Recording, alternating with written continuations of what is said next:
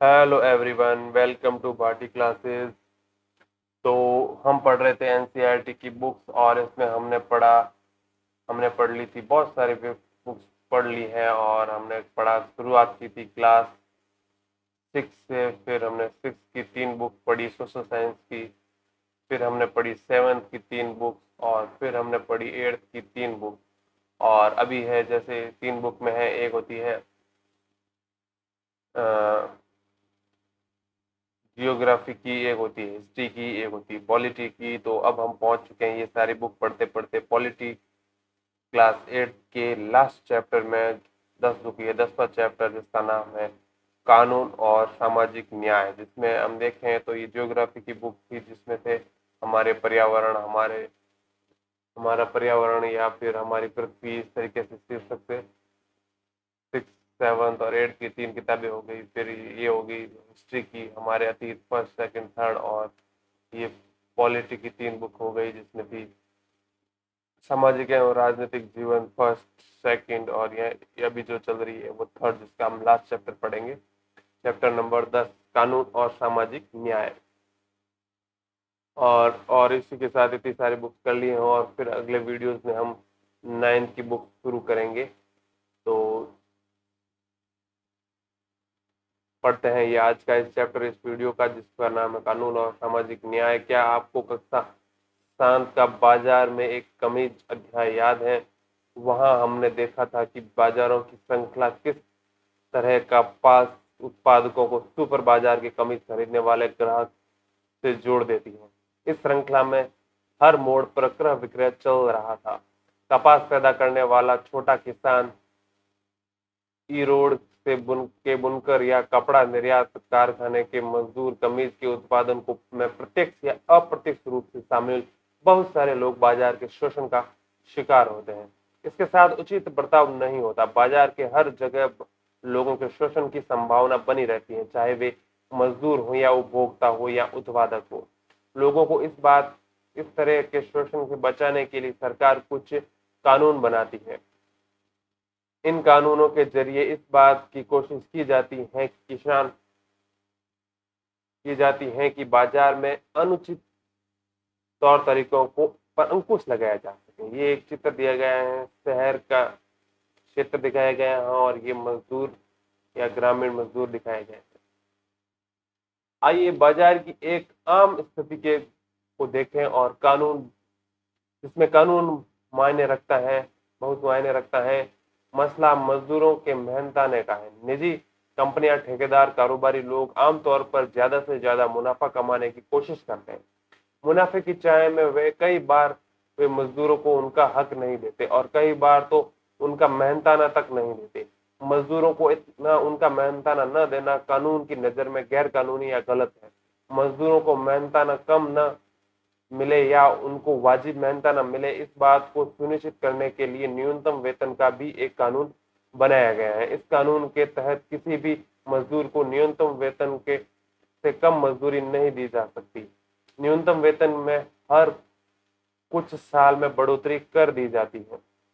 जिस तरह मजदूरों को सुरक्षा प्रदान करने के लिए न्यूनतम वेतन का कानून बनाया गया है, उसी तरह बाजार में उत्पादकों और उपभोक्ताओं के हितों की रक्षा करने के लिए कानून बनाए गए हैं। इन कानूनों के जरिए मजदूर, उपभोक्ता और उत्पादक तीनों के संबंध में इस तरह चले संचालित किया जाता है कि उनमें से किसी का शोषण न हो।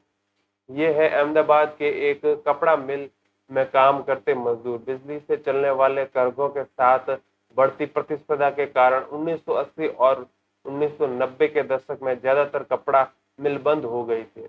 पावरफुल बिजली से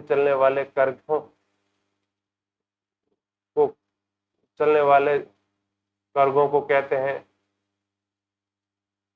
यह 4 से 6 कर्घों की छोटी इकाई है। इन कर्घों के मालिक खुद इन पर काम करते हैं और परिवार के लोगों के साथ बाहर के श्रमिकों को भी काम में लगाते हैं। यह जानी हुई बात है कि बिजली से चलने वाले कर्घों से कार्य स्थिति बहुत खराब होती है।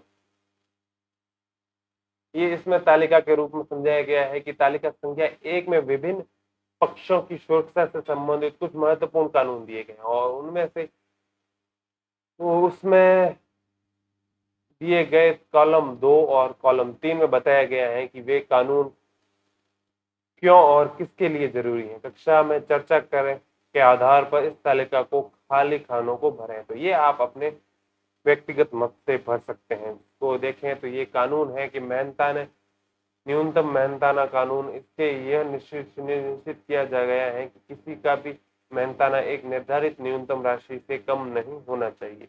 इसकी ज़रूरत क्यों है? बहुत सारे मजदूरों को इसके मालिक सही मेहनताना नहीं देते हैं। चूंकि मजदूरों को काम की जरूरत होती है, इसलिए वे सौदेबाजी भी नहीं कर पाते और बहुत कम मजदूरी पर ही काम करने को तैयार हो जाते हैं। यह कानून उनके हित में है। यह कानून सारे मजदूरों, खास तौर पर खेती मजदूरों, निर्माण मजदूरों, फैक्ट्री मजदूरों, घरेलू नौकरों और आदि के हितों की रक्षा के लिए बनाया गया है।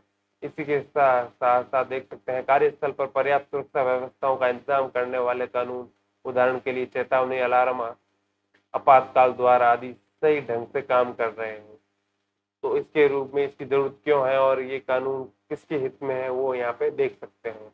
इसी के हिसाब से चीजों की गुणवत्ता निर्धारित मानकों के अनुरूप होनी चाहिए। ये बताने वाले कानून, उदाहरण के लिए विद्युत उपकरण सुरक्षा मानकों के अनुरूप होने चाहिए। तो विद्युत उपकरण, भोजन, दवाई आदि की खराब गुणवत्ता के कारण उपभोक्ताओं का जीवन खतरे में पड़ सकता है। तो उसके लिए ये कानून किस किसके हित में हो सकता है?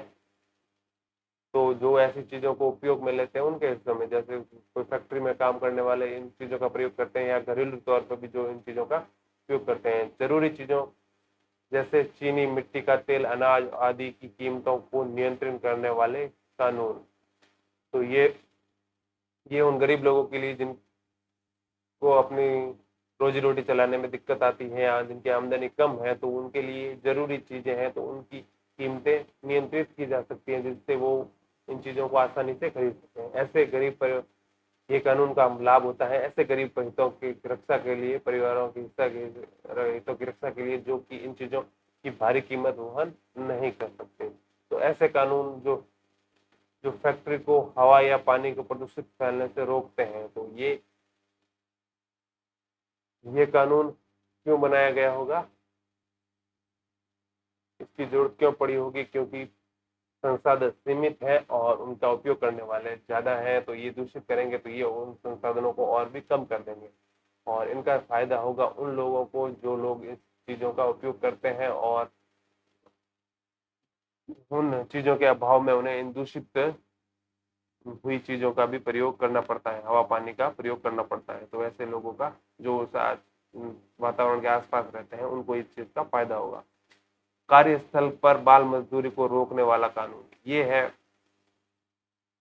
तो इसका फायदा होगा किसे और ये कानून क्यों बनाया गया है? क्योंकि बाल मजदूरी जो कि होती है सस्ती, और उस कारण बच्चों को भी मजदूरी पर लगा दिया जाता है, और इसी का फायदा होगा ऐसे गरीब बच्चों को जो इस बाल मजदूरी पर ठेके जा रहे हैं और उनका भविष्य खराब हो रहा है। मजदूर यूनियन संगठन बनाने से संबंधित कानून, यूनियनों में संगठन होकर मजदूर अपनी संयुक्त ताकत के सहारे सही वेतन और बेहतर कार्य स्थितियों के लिए आवाज उठा सकते हैं। इसमें ये फैक्ट्री में जो भी काम करने वाले या एक तरीके के काम करने वाले सारे जो भी वर्कर या मजदूर या फिर कार्यक्रम में होते हैं, उनके इस कानून का फायदा होता है। कानून बना देना काफी नहीं होता, सरकार को यह भी सुनिश्चित करना होता है कि कानूनों को लागू किया जाए। इसका मतलब यह है कि कानून को लागू किया जाना बहुत जरूरी होता है।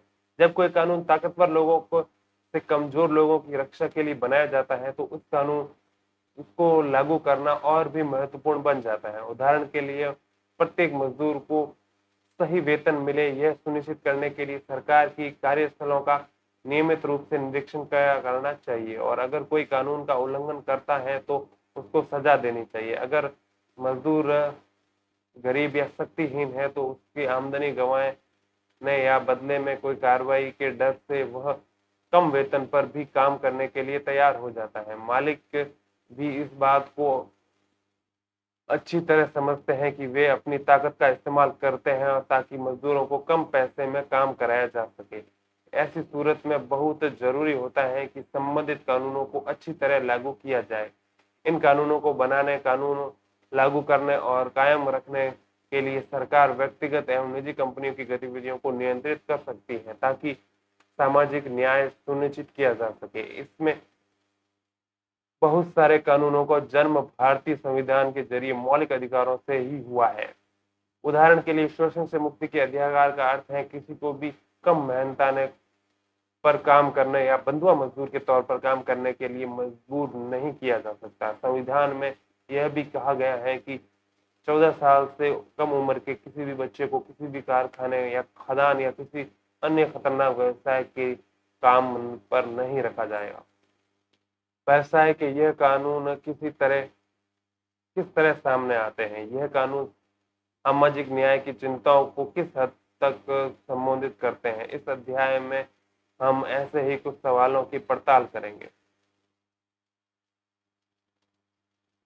सन 2011 की जनगणना के मुताबिक भारत में 5 से 14 साल की उम्र के 40 लाख से ज्यादा बच्चे विभिन्न व्यवसायों में नौकरी करते हैं। उनमें से बहुत सारे बच्चे खतरनाक व्यवसायों में हैं। 2016 में संसद ने बाल श्रम प्रतिषेध एवं विनियम अधिनियम 1986 में यह संशोधन किया गया कि 14 साल से कम उम्र के बच्चों की सभी व्यवसायों में तथा किशोरों 14 से 18 वर्ष के जोखिमकारी व्यवसायों और प्रतिक्रियाओं में नियोजन करने पर प्रतिबंध है। बच्चों या किशोरों के नियोजन को इस एक संज्ञेय अपराध बना दिया गया है। 2017 में एक ऑनलाइन पोर्टल ये है pencil.gov.in platform for effective infrastructure for child labour pencil प्रारंभ हुआ है। यह पोर्टल शिकायतें दर्ज कराने, चाइल्ड की ट्रैकिंग तथा राष्ट्रीय बाल श्रम परियोजना NCLP के कार्यान्वयन पर मॉनिटरिंग के लिए है। अब यह है भोपाल गैस त्रासदी के बारे में यह बताया गया है। इसमें 24 साल पहले भोपाल में दुनिया की सबसे भीषण औद्योगिक त्रासदी हुई। भोपाल में यूनियन कार्बाइड नामक अमेरिकी कंपनी का कारखाना था जिसमें कीटनाशक बनाए जाते थे। 2 दिसंबर 1984 को रात में 2 बजे यूनियन कार्बाइड के इसी संयंत्र में methyl cyanide isocyanide MIC gas रिसने लगी। यह बेहद जहरीली गैस होती है। इस दुर्घटना की चपेट में आने वाली अजीजा सुल्तान तकरीबन 12:30 बजे मुझे अपने बच्चे की तेज खांसी की आवाज सुनाई दी। कमरे में हल्की सी रोशनी थी। मैंने देखा कि पूरा कमरा सफेद धुएं से भरा हुआ था। मुझे लोगों की चीखने की आवाजें सुनाई दी। सब कह रहे थे भागो भागो। उसके बाद मुझे भी खांसी आने लगी। लगता था जैसे मैं आग में सांसें ले रही हूँ। आंखें बुरी तरह जलने लगी। अगली सुबह 3 दिन के भीतर 8,000 से ज्यादा लोग मौत के मुंह में चले गए। लाखों लोग गंभीर रूप से प्रभावित हुए। सामूहिक अंतिम संस्कार। जहरीली गैस के संपर्क में आने वाले ज्यादातर लोग गरीब कामकाजी परिवार के लोग थे। उनमें से लगभग 50,000 लोग आज भी इतने बीमार हैं कि कुछ काम नहीं कर सकते। जो लोग इस गैस के असर में आने के बावजूद जिंदा रह गए उनमें से बहुत सारे लोग गंभीर श्वास विकारों, आंख की बीमारियों और अन्य समस्याओं से पीड़ित हैं। बच्चों को अजीबोगरीब विकृतियां पैदा हो रही हैं। इस चित्र में दिखाई दे रहे लड़की इस बात का उदाहरण है। ये वो लड़की, गैस में बुरी तरह प्रभावित एक बच्चा। यह तबाही कोई दुर्घटना नहीं है। यूनियन कार्बाइड ने पैसा बचाने के लिए सुरक्षा उपायों को जानबूझकर नजरअंदाज किया। 2 दिसंबर की त्रासदी से बहुत पहले भी कारखाने में गैस का रिसाव हो चुका था। इस घटनाओं में एक मजदूर की मौत हुई थी जबकि बहुत सारे घायल हुए थे। यूनियन कार्बाइड कर्मचारी यूनियन के सदस्यों का आंदोलन। सबूतों के से पूरी तरह साफ था कि इसी महाविनाश के लिए यूनियन कार्बाइड ही दोषी है, लेकिन कंपनी ने अपनी गलतियां मानने से इनकार कर दिया। इसके बाद शुरू हुई कानूनी लड़ाई और पीड़ितों को की ओर से सरकार ने यूनियन कार्बाइड के खिलाफ दीवानी मुकदमा दायर कर दिया। 1985 में सरकार ने $3 अरब का मुआवजा मांगा था, लेकिन 1989 में केवल $87 करोड़ के मुआवजे पर अपनी सहमति दे दी। इस त्रासदी में जीवित बच निकलने वाले लोगों ने इस फैसले के खिलाफ सर्वोच्च न्यायालय में अपील किए, मगर सर्वोच्च न्यायालय ने भी इस फैसले में कोई बदलाव नहीं किया। ये है गैस राहत मंत्री ने से बात करते गैस पीड़ित। इसके बाद है यूनियन कार्बाइड के कारखाने को तो बंद कर दिए, लेकिन भारी मात्रा में विषैले रसायन वहीं छोड़ दिए। ये रासायनिक रिस रिस कर जमीन में जा रहे हैं, जिससे वहां का पानी दूषित हो रहा है। अब ये संयंत्र डाओ केमिकल नामक कंपनी के कब्जे में है, और जो इसकी साफ सफाई का जिम्मा उठाने के लिए तैयार नहीं। यूनियन कार्बाइड संयंत्र के इर्द गिर्द बिखरे पड़े रसायनों के बोरे। 24 साल बाद भी लोग न्याय के लिए संघर्ष कर रहे हैं। वे पीने के साफ पानी, स्वास्थ्य सुविधाओं और यूनियन कार्बाइड के जहर से ग्रस्त लोगों के लिए नौकरियों की मांग कर रहे हैं। उन्होंने यूनियन कार्बाइड के चेयरमैन एंडरसन को सजा दिलाने के लिए भी आंदोलन चलाए हैं। यह है इंसाफ की लड़ाई अभी जारी है। एक मजदूर की कीमत क्या होती है? अगर आप भोपाल के महाविनाश के वजहों को समझना चाहते हैं, तो इस सबसे पहले ये जानना पड़ेगा कि यूनियन कार्बाइड ने भारत में ही अपना कारखाना क्यों खोला। विदेशी कंपनी ने के भारत आने का एक कारण यहाँ सस्ता श्रम है। अगर ये कंपनी अमेरिका या किसी और विकसित देश में काम करे, तो उन्हें भारत के जैसे गरीब देशों के मजदूरों के मुकाबले वहां के मजदूरों को ज्यादा वेतन देना पड़ेगा। भारत में न केवल वे कम कीमत पर काम करवा सकती हैं, बल्कि यहाँ के मजदूर ज्यादा घंटों तक भी काम कर सकते हैं। यहाँ मजदूरों के लिए आवास जैसी दूसरी चीजों पर खर्च की ज्यादा जरूरत नहीं होती। इस तरह ये कंपनियां यहाँ कम लागत पर ज्यादा मुनाफा कमा सकती है। ये चित्र दिया गया है। निर्माण स्थलों पर दुर्घटनाएं आम है, इसके बावजूद यहाँ सुरक्षा उपकरणों और अन्य सावधानियों को अक्सर नजरअंदाज कर दिया जाता है। लागत में कटौती के तरीके से खतरनाक भी हो सकते हैं। लागत में कमी लाने के लिए सुरक्षा उपायों को अक्सर अनदेखी की जाती है। यूनियन कार्बाइड के कारखाने में एक भी सुरक्षा उपकरण या तो सही ढंग से काम नहीं कर रहा था, या उनकी संख्या कम थी। 1980 में से 1984 के बीच मिक संयंत्र के कामगारों के दल की संख्या 12 से घटकर 6 की जा चुकी थी। मजदूरों के लिए सुरक्षा प्रशिक्षण की अवधि को 6 महीने से घटाकर 15 दिन कर दी थी। मिक कारखाने के लिए रात की पारी में मजदूर की पद भी खत्म कर दिया गया था। यूनियन कार्बाइड के भोपाल और अमेरिकी संयंत्र के सुरक्षा व्यवस्था में फर्क जानने के लिए नीचे पढ़ें। पश्चिम वर्जीनिया अमेरिका में कंप्यूटरीकृत चेतावनी और निगरानी व्यवस्था मौजूद थी। भोपाल की यूनियन कार्बाइड कारखाने में गैस के रिसाव के लिए केवल मजदूरों के अंदाजे के सहारे काम चलाया जाता था। पश्चिमी वर्जीनिया के खतरा पैदा होने पर लोगों को सुरक्षित स्थानों पर ले जाने की व्यवस्था मौजूद थी, जबकि भोपाल में ऐसा कुछ नहीं था। अलग अलग देशों के बीच सुरक्षा मानकों के में इतने भारी फर्क क्यों, और दुर्घटना हो जाने के बाद पीड़ितों को इतना मामूली मुआवजा क्यों दिया जा रहा है? इस बात का जवाब यह है कि भारतीय मजदूरों का मोल अभी भी ज्यादा नहीं माना जाता। एक मजदूर जाता है तो फौरन उसकी जगह कोई दूसरा मजदूर मिल जाता है। तो हमारे यहाँ बेरोजगारी इतनी ज्यादा है कि थोड़ा सी तनख्वाह के बदले न जाने कितने लोग असुरक्षित स्थान स्थितियों में भी काम करने को तैयार हो जाते हैं। मजदूरों की इन कमजोरियों का फायदा उठाकर मालिक कार्यस्थल पर सुरक्षा की जिम्मेदारी से बच जाते हैं। इस तरह भोपाल गैस त्रासदी के इतने सालों बाद भी मालिकों के बर्बर रवैये के कारण निर्माण स्थलों, खदानों व कारखानों में दुर्घटना की खबरें हर रोज आती रहती हैं। सुरक्षा कानूनों का क्रियान्वयन। तो कानून बनाने और लागू करने वाली संस्था के नाते यह सुनिश्चित करना सरकार की जिम्मेदारी है कि सुरक्षा कानूनों को सही ढंग से लागू किया जाए।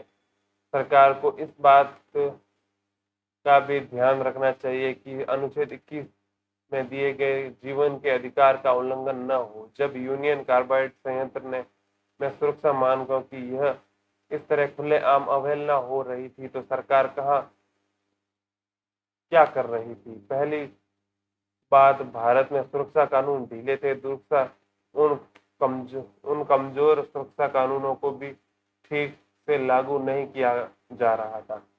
सरकारी अफसर इस कारखाने को खतरनाक कारखानों की श्रेणी में रखने को भी तैयार नहीं थे। इन कारखानों को घनी आबादी वाले इलाके में खोलने पर उन्हें कोई ऐतराज नहीं किया। जब भोपाल के कुछ नगर निगम अधिकारियों ने इस बात पर उंगली उठाई कि 1978 में मिक उत्पाद कारखाने की स्थापना सुरक्षा मानकों के खिलाफ थी, तो सरकार का कहना था कि प्रदेश को भोपाल के संयंत्र में लगातार निवेश चाहिए ताकि रोजगार मिलते रहे। सरकार की राय यूनियन कार्बाइड से ज्यादा इस बात की मांग करना संभव था कि वह साफ सुथरी तकनीक या ज्यादा सुरक्षित प्रक्रियाओं को अपनाए। सरकारी निरीक्षण कारखाने में अपनाई जा रही दोषपूर्ण प्रक्रियाओं के बारे में मंजूरी देते रहे। जब कारखाने में बार बार गैस का रिसाव होने लगा तो सबको इस बात समझ में आ चुकी थी कि कहीं कुछ भारी गड़बड़ चल रही है। तब भी निरीक्षणों के कान पर जूं तक नहीं रहेंगी। कानून बनाने और उनको लागू करने वाली संस्था के लिए ये रवैया सही नहीं। लोगों के हित की रक्षा करने के बजाय सरकार और निजी कंपनियां दोनों ही उनकी सुरक्षा को नजरअंदाज करती जा रही थी। यह हरगिज अच्छी स्थिति नहीं है। जब भारत में स्थानीय और विदेशी व्यवसायी नए नए कारखाने खोलते जा रहे तो मजदूरों के अधिकारों की रक्षा करने वाले सख्त कानूनों और उनसे ज्यादा बेहतर क्रियान्वयन की जरूरत और बढ़ गई। हाल ही में एक ट्रेवल एजेंसी को आदेश दिया गया कि वह अपने कुछ ग्राहकों को 8 लाख रुपए का मुआवजा दे। इन सैलानियों को मुआवजा इसलिए दिया जा रहा था क्योंकि कंपनी की लापरवाही के कारण वे डिज्नीलैंड देखने और पेरिस में खरीदारी करने से वंचित रह गए। तो फिर भोपाल की गैस त्रासदी के पीड़ित को जिंदगी भर पीड़ा और नुकसान के बदले इतना कम मुआवजा क्यों मिल रहा? पर्यावरण की रक्षा के लिए नए कानून। 1984 के में हमारे पास पर्यावरण की रक्षा के लिए बहुत कम कानून थे। इन कानूनों को लागू करने की व्यवस्था तो और भी कमजोर थी। पर्यावरण को एक मुफ्त की चीज माना जाता था। किसी भी उद्योग को हवा पानी में प्रदूषण छोड़ने की खुली छूट मिली हुई थी। चाहे नदियां हो, हवा हो, भूमिगत पानी हो, पर्यावरण दूषित हो रहा हो या लोगों की सेहत के साथ खिलवाड़ हो रहा हो। ढीले सुरक्षा मानकों से न केवल यूनियन कार्बाइड को फायदा मिला बल्कि उसे प्रदूषण से निपटने के लिए पैसा भी खर्च नहीं करना पड़ा। अमेरिका में यही कंपनियां इसे जिम्मेदारी से नहीं बच सकती थी। यह है डू हैनी how many more must die. Bhopal Union Bhopal स्थित यूनियन कार्बाइड फैक्ट्री के आसपास दूषित इलाकों में स्थित हैंडपंपों और सरकार के लाल रंग के फुतवा दिया और फिर भी स्थानीय लोग इनका इस्तेमाल कर रहे हैं क्योंकि इनके साफ पानी का कोई स्रोत नहीं है। भोपाल त्रासदी ने पर्यावरण के मुद्दे को अगली कतार में ला दिया। कई लाख ऐसे लोग कारखानों से निकली जहरीली गैस का शिकार बन गए जो इस कारखाने के किसी तरह जुड़े नहीं थे। इसमें लोगों को यह एहसास हुआ कि मौजूदा कानून चाहे कितने भी कमजोर हों, वे केवल मजदूरों से ही संबंधित हैं। उनमें उन आम लोगों के अधिकारों पर ध्यान नहीं दिया गया जो औद्योगिक दुर्घटना के कारण घायल होते हैं।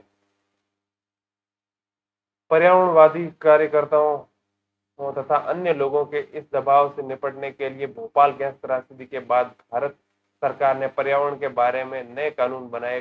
पर्यावरण को नुकसान पहुंचाने के लिए प्रदूषण फैलाने वालों को भी जिम्मेदार मानने लगा। इसके पीछे वजह समझ यह थी कि हमारे पर्यावरण पर अगली पीढ़ियों का भी हक बनता है और उसे केवल औद्योगिक विकास के लिए नष्ट नहीं किया जा सकता। अदालतों के स्वस्थ पर्यावरण के अधिकार को जीवन और मौलिक अधिकार का हिस्सा मानने हुए कई महत्वपूर्ण फैसले लिए।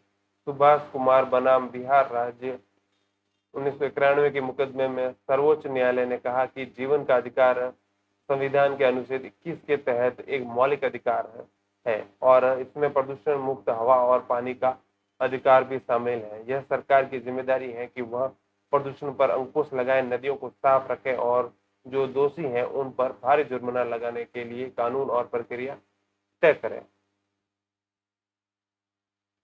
फिर है जन सुविधाओं के रूप में पर्यावरण। हाल ही के वर्षों में में न्यायालय ने पर्यावरण से जुड़े मुद्दों पर कई कड़े आदेश दिए हैं। ऐसे कई आदेशों से लोग रोजी रोटी पर भी बुरा असर पड़ा है। मिसाल के तौर पर अदालत ने आदेश दिया कि दिल्ली की रियासती इलाकों में काम करने वाले उद्योगों को बंद किया जाए या उन्हें शहर के बाहर दूसरे इलाकों में भेज दिया जाए।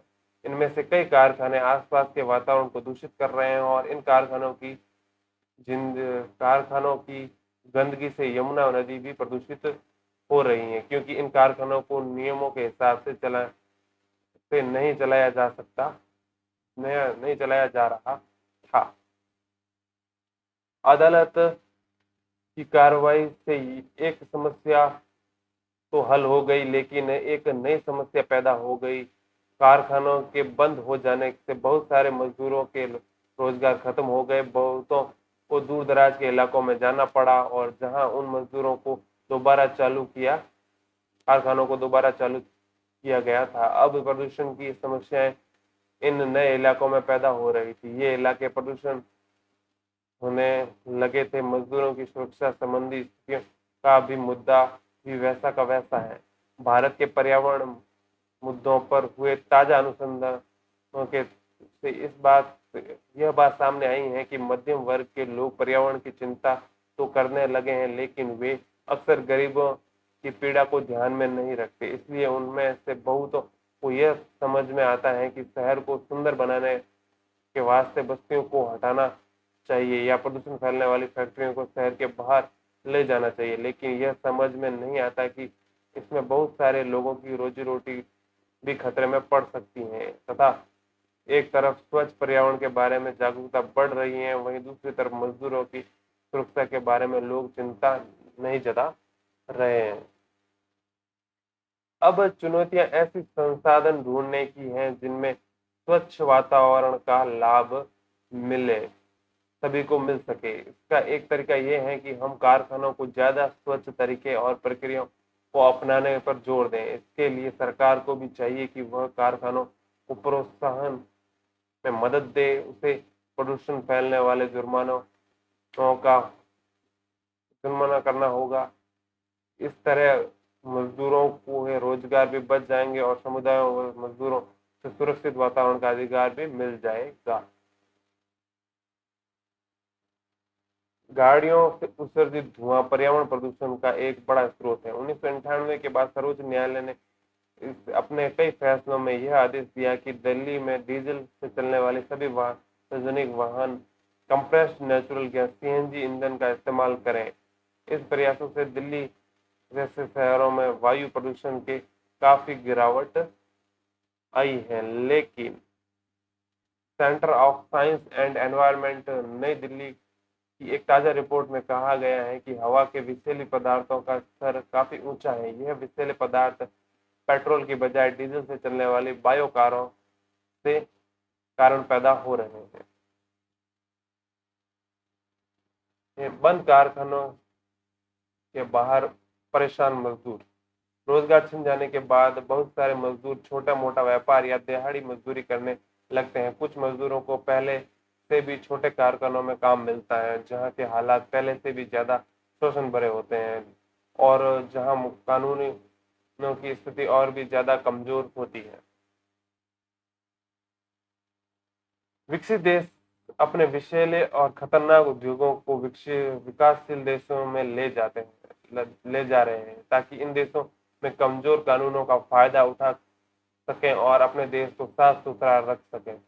दक्षिणी एशियाई देश खासतौर पर भारत, बांग्लादेश और पाकिस्तान कीटनाशक एस्बेस्टॉस बनाने वाले और या दस्ते वसी से को संसाधित करने वाले कारखानों को बड़े पैमाने पर अपने यहाँ बुला रहे हैं। और इसी के साथ इस चैप्टर का निष्कर्ष है कि चाहे बाजार हो, दफ्तर हो या कोई कारखाना हो, बहुत सारी स्थितियों में लोगों को गलत तरीके से बचाने के लिए कानून की जरूरत होती है। निजी कंपनियां, ठेकेदार व्यवसाय आदि ज्यादा मुनाफे कमाने के चक्कर में गलत हथकंडे से भी अपनाते लगते हैं। उदाहरण के तौर पर वे मजदूरों को कम मेहनताना देते हैं, बच्चों के से काम करवाते हैं, काम की स्थिति पर ध्यान नहीं देते, यहाँ पर्यावरण का ख्याल नहीं रखते और इस तरह आसपास के लोगों को भी नुकसान पहुंचाते हैं। ऐसे में सरकार की एक अहम जिम्मेदारी यह बनती है कि वह निजी कंपनियों के गलत तौर तरीके को रोकने और सामाजिक न्याय प्रदान करने के लिए महत्वपूर्ण कानून बनाए, उनको लागू करे और उन पर निगरानी रखे। यानी न सरकार तो यानी न सरकार को केवल यही कानून बनाने चाहिए बल्कि उनको लागू भी करना चाहिए। अगर कानून कमजोर हो तो उनको सही ढंग से लागू न किया जाए तो उनको भारी नुकसान हो सकता है। भोपाल गैस तराजी इस बात का सबूत है। इस दिशा में सरकार की तो जिम्मेदारी बनती है, आम लोगों की भी को भी दबाव डालकर निजी कंपनियों को, सरकार दोनों को समाज के हित में काम करने के लिए बाध्य कर सकते हैं। जैसा कि हमने देखा, पर्यावरण एक ऐसा विषय है कि जहां लोगों के जनहित के लिए दबाव डाला है और न्यायालयों ने भी स्वस्थ पर्यावरण के अधिकार को मौलिक अधिकार के रूप में जीवन की अभिन्न अंग माना है। इस अध्याय में हमने इस बात पर जोर दिया है कि लोगों को इस बात के लिए आवाज उठानी चाहिए कि स्वस्थ पर्यावरण की सुविधा सबको मिले। इसी तरह मजदूर अधिकारियों यानी काम अधिकार, सही मेहनताने और मनोवांछित कार्यस्थलों का अधिकार के क्षेत्र में भी अभी हालात काफी खराब है। लोगों को इस बात के बारे में आवाज उठानी चाहिए कि कामगारों के अधिकारों की रक्षा के लिए सख्त कानून बनाए जाएं ताकि सबको जीवन का अधिकार मिले। इसी के साथ ये चैप्टर भी होता है खत्म और इसी के साथ हमने तीन क्लास 6,